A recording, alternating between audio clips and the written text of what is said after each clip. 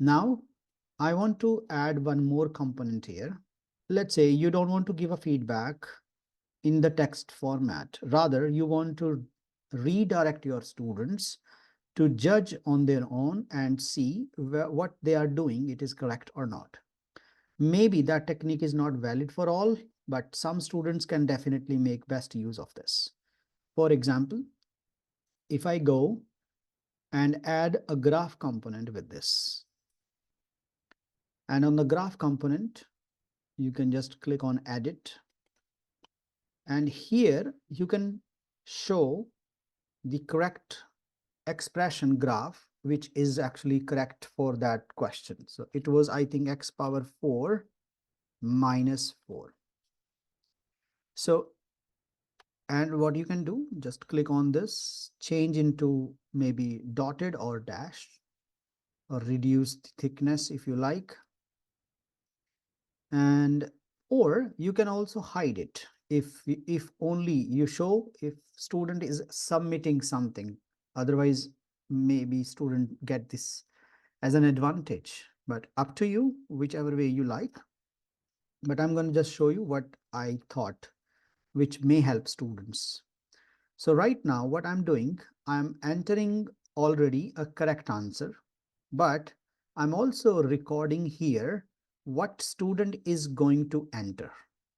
Because if I just use this and show this slide, whatever students are going to enter, that is not reflecting on my graph. So now I want to connect these components. So technically, I want to connect whatever student is going to enter in my R3 component with my graph. So I'm going to go to graph and just create a function. Let's say y equals to f of x. You can just leave it like that. You don't need to do anything. So once you are done, we have defined a function in our graph component. Now let's connect them with R3.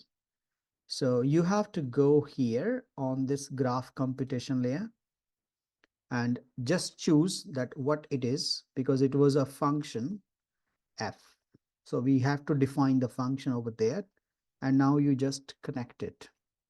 So how this function is going to be defined, so you just click here, simple function, from where the component was R3 dot latex. That's it.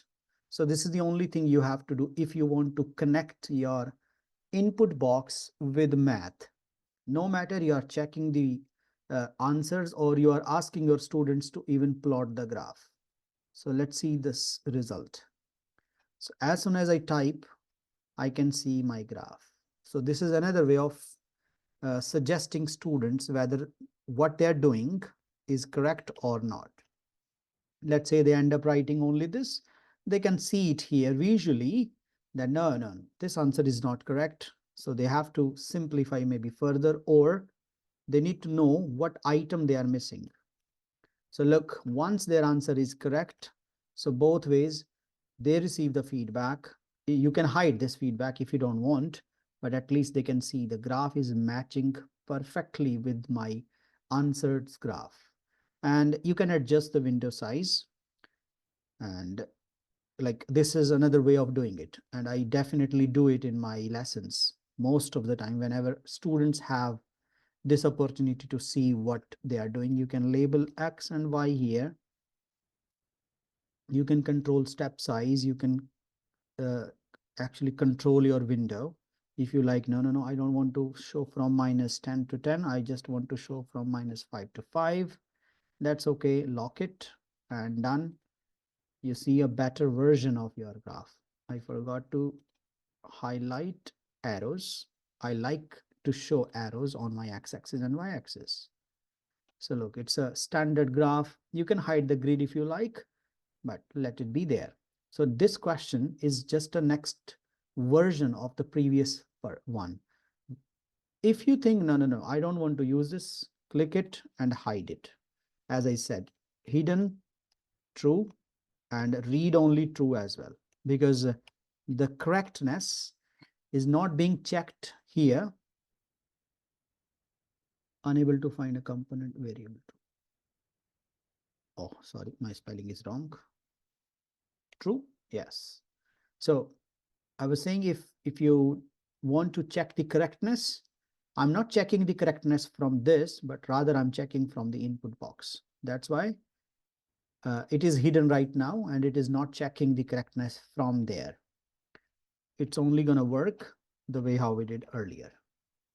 So this is a way how you can actually play with this.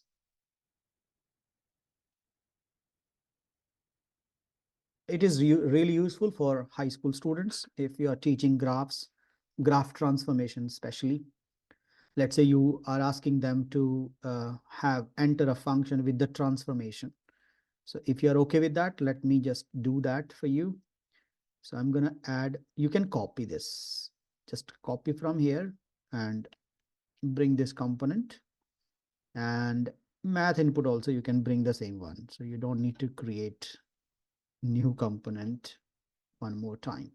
So let's say I'm going to type the title, move this function with some sort of variable, let's say f of x plus 4 or vertical, horizontal, stretch or dilate, whatever you like, just do it. Just mention in the title or click on a note and add more instructions. So let's say I want to ask them that y equals to f of x is shown. Enter the function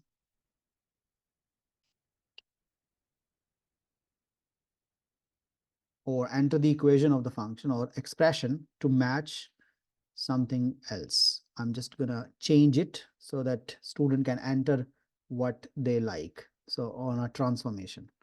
So let's say I can define it as just gx. And here I'm gonna show them the correct answer. Let's say this one. So I'm gonna show them only the green one, not the black one this time, right? And I'm going to ask them, guys, try to match here. So if you want to show, both, yes, you can. And if you like, yeah, that's fine, because I want to just see whether they are able to understand or not. So you can show both and ask, I did not complete my instructions with the horizontal translation.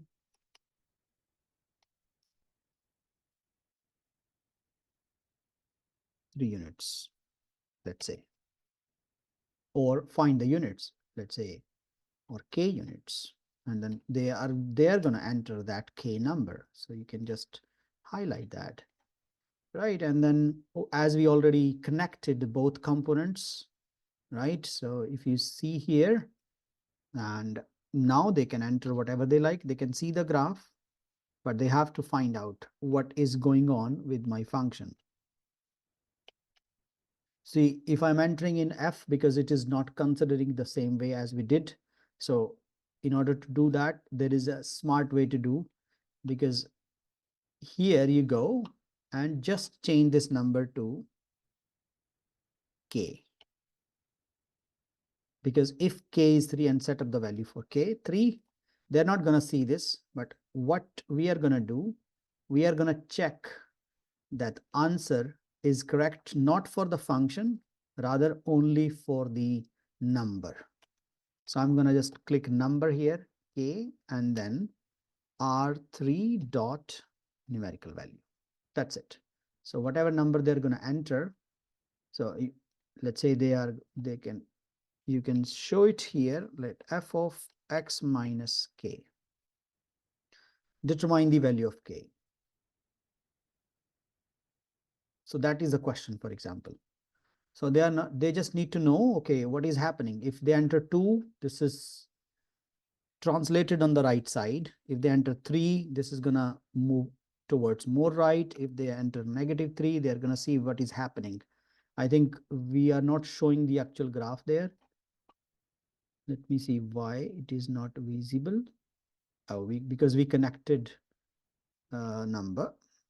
So I'm just gonna show that, because they should see that. If they don't see, then there is no question of only asking k, right? Okay, now they can see both. So the original function and the translated function, and I'm asking them to just enter a number k to see whether they can match with the one we had or not. So they just, it is visible there, but it is just hidden because of the dark graph. So you can maybe change it to the dotted lines and hide this. Maybe make its thickness more so that you can see it. Change the color as well, so that when they see this, they see in the same color. Very light color you want, you can. So let's see now. Look, they can see the orange, and as soon as you enter the correct number, they're going to see that question there. So look, if it is 2, it is not there. If it is 3, then it is perfectly matching, and submit. Of course, the feedback is hidden because I did not add that. But here it is wrong because we did not change the settings for correctness, because still it is considering the check for the expression, not for the function which we just entering. Because now you can actually convert this into a numerical number. So correctness, let's say I'm just doing it now. I'm just gonna change this to R3 dot numerical value equals to 3. Sorry, that's it. Read only already there, and you are done. If you enter 3 correct, see it is visible. So asking a question related to graph like this, it is easy, not really difficult. So this is one way of doing it. Now I'm just taking a pause so that I can take your question, because if I'm just gonna go on my own way, maybe it is not helpful for all of you. So please ask a question. What type of component you would like to add? Maybe a polypad or geometry table. We haven't discussed table yet. We can. We had discussed graph, geometry, yes. Action buttons, we can with the random generator. If you are interested in that, we can do that. You can create n number of questions using just one button. Polypad, yeah, polypad is really useful. Card sort, yes, card sort also. It is easy for the card sort. Let me just show you what I have done. What I'm going to do, I'm going to bring my slide here so that we can quickly see what I have done, so that I don't need to create every card. So this is my card sort. So you can change these things. The sequences, right now I have just added sequences so that they can match pairs. And I have added the instructions here. So there is another way. So because more you learn, you can play around with different. See, there is no title here. But if you go back here in the computation layer, look, I'm giving a title. Look for the pattern of numbers and match the cards which follow the same logic or pairs. Then I'm also giving subtitle with the status. Correct cards, how many? I'm using also color there, text color blue, C1 dot total correct cards. So that's how I'm using one more thing. Before I open the slide, I give a message to my student. Observe the pattern of numbers, and they click OK to see the card sort screen. So if you want this, that is really helpful. It is mentioned here, a cover text. A cover text you can add. If before you really reveal the slide information, you can put the title or a text which is going to just inform students what they are expecting from this slide. So this is the simple code which I'm using here, C1 dot total correct cards. Let me show you on a new screen so that you don't feel that it is not done nicely. So we can go back here and quickly go to card sort. Let me just create 4 cards. So math or text, let's say 2x plus 3 equals to 9. Solve for x. I'm just writing here, solve for x. Okay, and in here, I'm going to enter the answer. So x equals to 3. One more card, let's say. 3x minus 1 equals to 11. Answer is x equals to 4. Okay, let's say there are 4 cards, and if you don't give any command, it is just simple like that. So look, we are matching the cards, nothing is happening, no update. What you have to do first, go back, arrange your answer key first. So 2x plus 9 with x equals to 3. This is with x4. Done. Now rename your card sort title. Let's say a card sort 1. So this is my first card sort. Whatever name you like, just give it. And then go here in the computation layer. Now just use one thing, which is subtitle. Subtitle.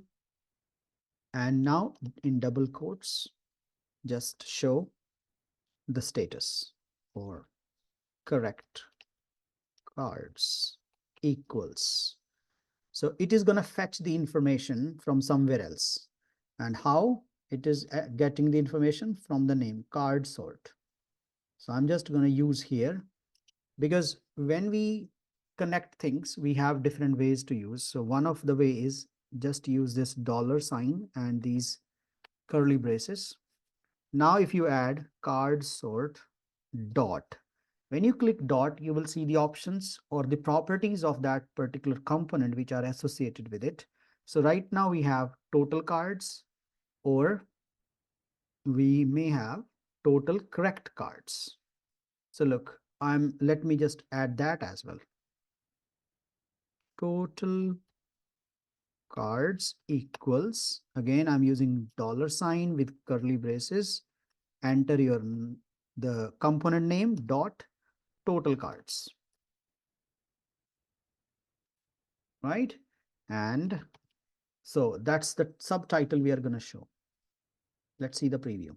Look, total cards are 4, correct cards are 0. Let's connect them. So look, if I just connect randomly, nothing is happening. So let's connect the correct now. So 2 and 3, all cards are correct. Teacher can see this tick, student can see this message, and then you can continue. So this is something easy. You can, if you want to add a color, you can. So the way how I have added the color, so it's like a standard thing in the scripting. So what we use, text color, just using red color so that you can see differently. So the curly braces are important here, and done. There is this single backlash things are also required on both sides, just to convert any number into a math format. Look, now it is in red color. 2 and 4. So it was super easy, very quick. You can do that. If you don't want to show total correct, what you can do, just give a feedback. So let me just hide this, and how you can give a feedback, create subtitle and just show here. So I'm just going to use a condition when this component dot, not script, let's give a name. I think it's not going to match. Card sort 1 dot matches key, means the key you have set up, it is matching. Then what message you want to give? All done. Go to next slide. Otherwise, nothing. So you can add emoji here, just copy and paste, and it is going to be looking nice, like the way how I did here. So it's just this, but in another one I did that. So if we do that, look, there is no message, but when we correct it, then the message is going to appear. All done, go to next slide. So this is also useful. The message you can only give if all the answers are correct. But the earlier version was just to give them update that how many cards they have done correctly or not correctly. So I have these both codes, whichever you like, just remove the hash and use the hash which you don't use. So this code is going to deactivate, but this code is active now. So this is the way. Let me just share first this activity with you so that you have some information. So I'm just sharing this activity in the chat. I'll share with the recording as well. Just make use of this. Earlier, it was assessment template in my previous session, what we used. So that also being shared in my other YouTube recording. You can find over there. Okay, let's go with the polypad. In the polypad, it is you can say the tutorials are not really on Desmos, but if you go here, learn how to use polypad, you can find all the tutorials. But what I use or how I use it effectively or clearly or easily. So I have the tiles and I can use whatever I like. For example, the 3D solids were really useful. You don't need to go to GeoGebra or other stuff to find the 3D solids nets or the surfaces or the faces or edges. Algebra here. Recently, I used the function machine, so that was really helpful. You can use it. You can use the balance scale algebra tiles. Every tutorial they have given here, but I'm also preparing my tutorials in my way so that I can help. So recently I've just uploaded one tutorial for the function machine. So I'm just going to use function machine, for example, here. When you click on function machine, you can drag the machine inside, drag some numbers, whatever you like, put them here. And then what I liked about the function machine was that you get the input and output, but you also want to plot those points on the coordinate axis. So just click on the coordinate and it is going to appear which you want. So I'm just going to drag it here. This is actually a big canvas. Don't worry. We can hide everything just in a moment. But let's rearrange it so that we can actually set up. For the rearrangement, what I do, I always use grid here so that I can just place them at their places, move it somewhere. You can just definitely make it bigger or smaller, whatever you like. You double click on this expression to change this. So let's say it is 2x plus 3. Oh, so function machine is going to follow this. And you want to change the style, you can. You can change the color, click, change the color. Yeah. Now, the interesting thing, what you should do, click on the machine. There is a tabulate form. So click on the table. So the table will appear as soon as your input and outputs are ready. So don't do anything. Just connect this blue dot with your graph. That's it. No coding required, nothing. You can adjust your graph if you just consider positive values, right? Just move them up and down and then adjust whatever you like. You can just use the zoom buttons to set up how you want to use it. Look, so right now, let's say this is something what we have. And in order to hide, because when you see the preview, still this is something which is always disturbing me, even when I'm presenting. I have to click here so that it is hidden. But there is a way how you can hide it automatically. Just click on settings, authoring mode, click here, and then just disable the first one. Disable whatever you like. So let's say I've just cancelled all these things, right? And done. Now it is going to be hidden because it is now. Just turn it off. Now you won't see this thing appearing. Look, it's just gone. Now your screen is more cleaner and you have the things. It is going to work. Let's say if I'm going to drag number in the machine, 5, input output ready. Also my points are ready. Next one, 3 times 2, 6 plus 3, 9. And the point is also being plotted, but I think because it is just up to 7, now I can see it. Look, it's here for 9. Yeah, let's drag this. We get another input and output. We have a line, so you can just use this and connect. just to demonstrate a linear relationship from input output as well as with the coordinate plane with the line. There is no check, but this is very nice for demonstrating things. You can play around with the text. You can add a text box if you like. So let's say uh, you can add an instruction, drag the numbers in orange color towards the machine.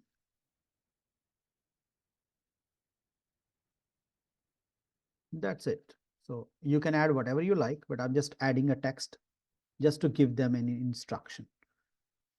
Of course, I'm doing in a preview mode, so it is not going to appear. It is gone because I did in the preview mode. So you should do in the editable mode where you are editing things. So this was about polypad. If you want to add more stuff, again, you can copy this and try this, change these things again for the functions so that you can demonstrate other stuff. If you like to have other polypads, for example, in algebra, there is a balance scale. So you can just create a balance scale, drag it. You can add numbers and number tiles or these, whatever you like. Like if you go to algebra, you can just click whatever you want. You want to add these things with X and Y, you can. What you have to do, always create a stuff and then use a balance thing.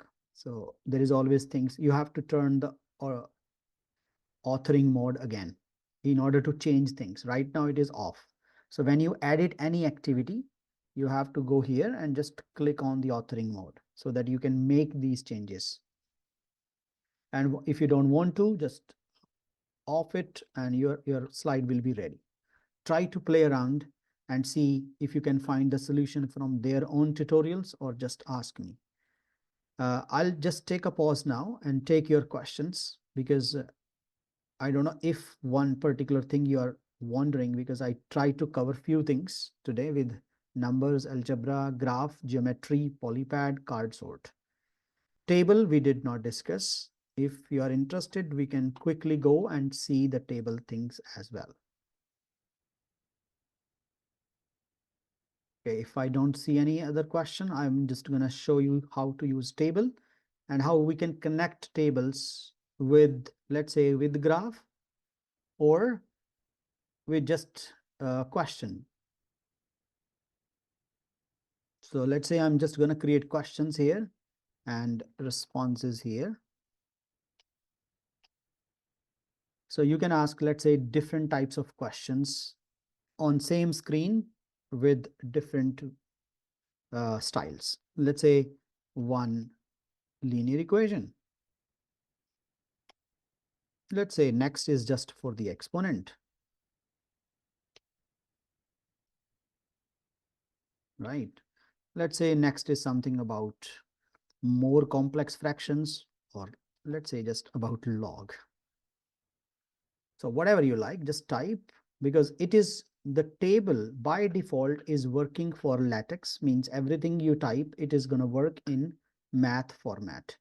If you want to type in words, you have to click on this and convert into a text format. So let's say if I change this into a text format, when students are going to enter anything here, it is going to appear like a text. Even if I type x plus 3, it's still in the form of a text.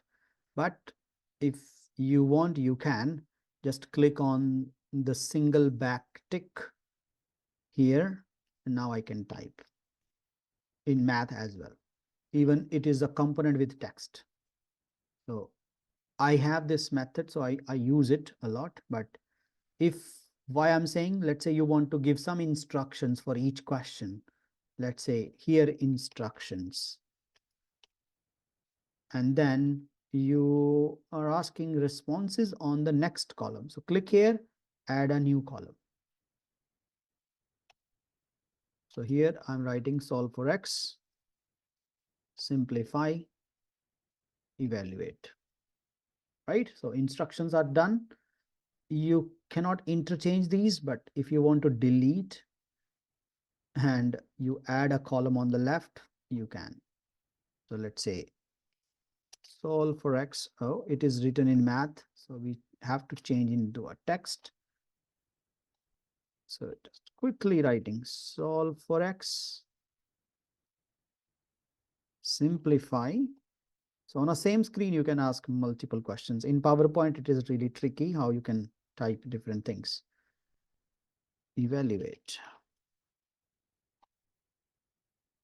Okay, look, that's how it is going to look. So it's a table.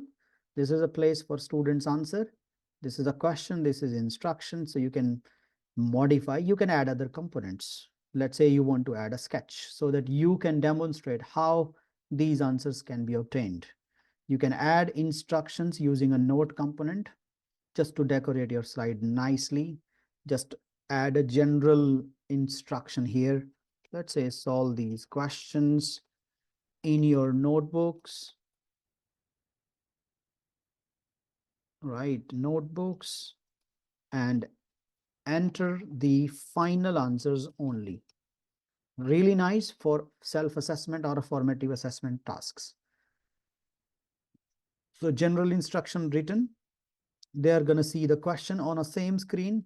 You can ask multiple questions. Let's say if you want to ask a question related to graph, you can. You have to just reconnect the graph component with table component. So very quickly, let me show you if you want to give feedback on the table as well. Let's say right now, if I enter even my correct answer, I don't see any feedback or any correctness on the teacher's dashboard. I'll just show you for one column and then you can replicate that for different columns. So what I have to do, if it is a sketch, make it readable only, not to check the correctness. Click, go to table, and here you have to just define your scripts. What you have to do here, for example, you just need to know the rows and columns. So this is my first row, first column, second column, third column. So that's what I'm going to use here. So I'm just saying correct. Okay, I'm just showing you one. Okay, this, because this is the component. So if you rename it with the table one, let's say T1, then you can access it using its name. Otherwise, you can use this T1 dot cell content or cell numerical value. You can decide cell numerical value, which cell, first row, third column, equals to, I think 3, just entering a random answer. And if you want to give a feedback, there is a way how you can give feedback. You can use cell suffix, like at the bottom of the cell right hand side, it is going to appear.